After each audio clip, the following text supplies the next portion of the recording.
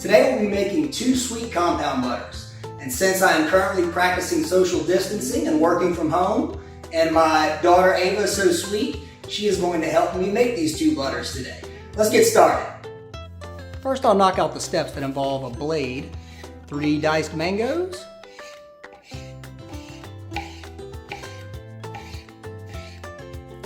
zesting 3 limes, and 1 lemon. After dicing, just toss the mangoes in a strainer set over a bowl. Let them sit for about 30 minutes, and then press them out firmly to remove excess water. And they're ready for the food processor. Dump it in. Oh, Cheeky Leaky was perfect. Pulse until completely pureed.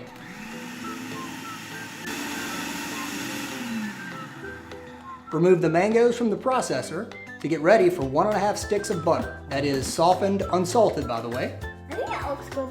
Looks good? Okay. Butter in. There you go. Look at you, old pro. That's an old pro right there.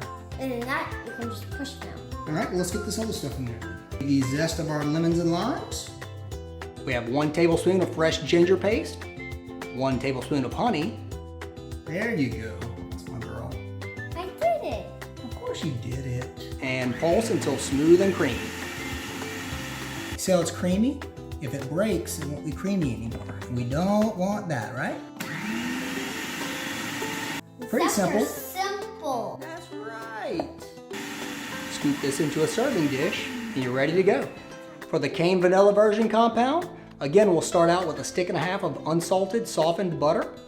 So here we have 1/3 cup of cane syrup and 1 tablespoon of vanilla. We are going to add the vanilla to the cane syrup first. Are you ready? You have to be steady mixing while I'm adding. So start mixing. Get your mix on, girl.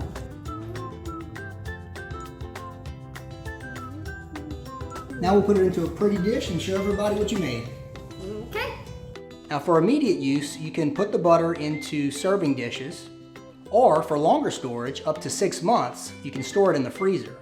And then when you're ready, you pull it out of the freezer, slice off what you need, or slice it all off like this, and lay it out in a dish. Just make sure to let it sit out on the counter for about 30 minutes before serving. There you have it. You bring this to the table, it's ready to serve like this.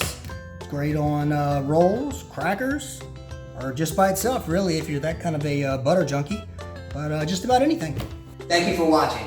I hope that you enjoyed our compound butters, and Ava and I hope that you'll give them a try.